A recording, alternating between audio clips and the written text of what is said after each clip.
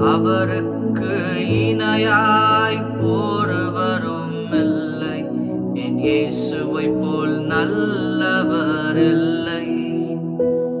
அவர் யாருக்கும் கடனாளி அல்ல. அவர் யாருக்கும் பாரமும் அல்ல.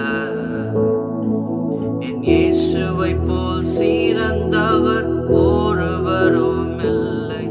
என் இயேசுவைப் போல் நல்லவர் இல்லை.